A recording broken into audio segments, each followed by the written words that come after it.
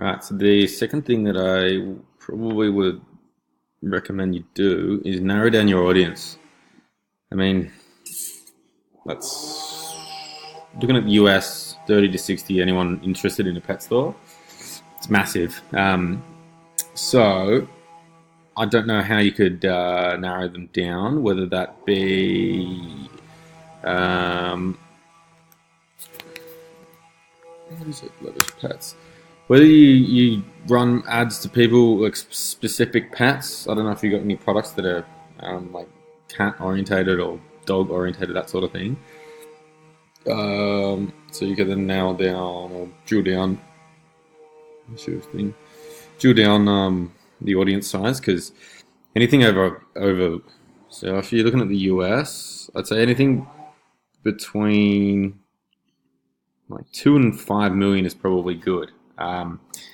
Having it so large, it's just not going to work. Especially because if you haven't got your pixel set up, so you don't have any data. So over time, the pixel is supposed to be able to collect enough data to then be able to do the heavy lifting for you.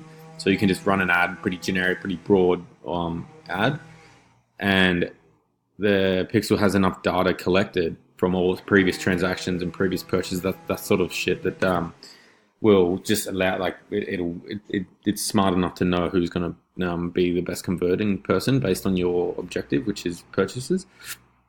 So I would focus on narrowing that down. And then another thing I'd probably focus on doing is your ad looks too much like an ad. Um, I mean, if you would you just think about it from your point of view. If you saw an ad like that in your Facebook feed, you would know straight away it's an ad. I mean, it is a pretty cool thing, like the product. So it's unique in that sense, but yeah, it'd probably I don't know. That's just my opinion. I mean, it could work for some stuff, e-commerce stuff. Yeah, it's supposed to look like an ad, but I'd probably get rid of the link. I'd probably put that 50% off in your header there, in the headline. So that's probably your biggest USP. So you got it in the image, which is cool, but I'll probably put it in there as well. Um, so go back to this do's and don'ts that I sent over to you. I think I've got something in here about the actual audience. Yeah, so that's the pixel thing. Diversify your targeting. So um, now, like what we do mainly is we can build lookalike audiences, which is basically you take a source database or a source audience, and you can build a lookalike of that. So if you got like you might not have it now, but if you had like 200 people who have purchased from you before, you could then load them into Facebook, and you could also retarget those 200 people. But you can also create a lookalike. So Facebook will generate a lookalike, like a percentage of the audience based on the country. So if you're looking at Australia, 1% of the Australian audience on Facebook, which is about 130,000, I think. It's 13 million Facebook users in Australia. Yeah, so it's 130,000. So it finds 130,000 people that are most like those people who you purchased from. So if you've got any people who have purchased from you in the past, let me know. I'll show you how to upload the create lookalikes from that. But what you can also do is when you get your pixels set up, you can also create lookalikes from people who visit your website. So when you got it set up, you can then in your targeting, you can set up an audience of people who look like people who have been to your site, or look like people who've made a checkout, or look like people who've added payment info, and all these little events that I spoke about in the last video. So there are some things I'd probably suggest. And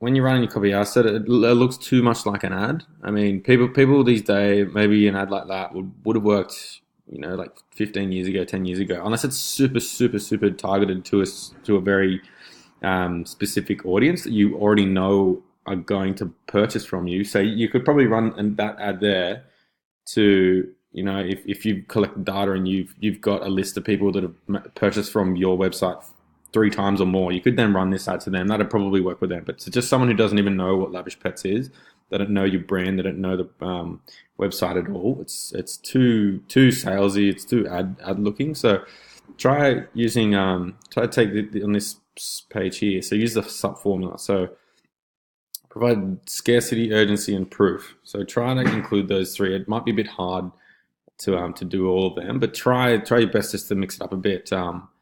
And yeah, I think once you get the pixel on your page, because you probably don't have much traffic or anything to build off. What you could probably do is do a brand awareness campaign. So you can just create a campaign. It could be a traffic campaign. So then you can just run traffic to your website, and it just optimizes for clicks rather than conversions. So you could just do a generic one like discover the coolest new pet or equipment for your pet or pet stuff, blah, blah, blah, blah, at lavishpets.com. Or you could do a page like, actually page likes would be that, or engagement even. So yeah, you could do an engagement campaign with page likes or post engagement. So you could run that and then ask people to like your page, and you could run it just in America or the US or Australia. And then from people who have liked your page, you can then create lookalikes off. So you might need to do a little bit of initial, investment in building an audience and building people who, are potential or purchasers or people who are potentially interested. So I'd do that, and then another thing I'd get super, super niche with would be, or get really drilled down into is, I think on the ad there you had people that are interested in pets, 30 to 60. I'll show you another example of what we've done for a client of mine.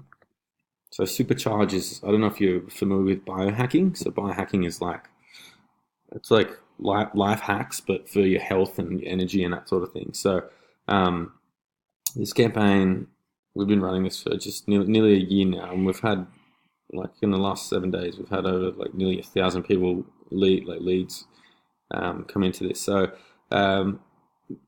this one here, so there's a couple. So with the targeting, I'll show you how niche I've gone or how narrow I've gone, because it's 20 million people, but I've got enough data in this pixel. And I've run it long enough for it to know who to pick up. So, and also the product's pretty cool. So it's like a free video. So you can see here, Ben Greenfield, he's one of the guys. He's like a fitness dude, and he's all about biohacking. Bulletproof, that's like a really well known. There's people like Tim Ferriss and Wim Hof. I don't know if you know those guys, but they're really well known in this industry. So by overlaying a lot of them,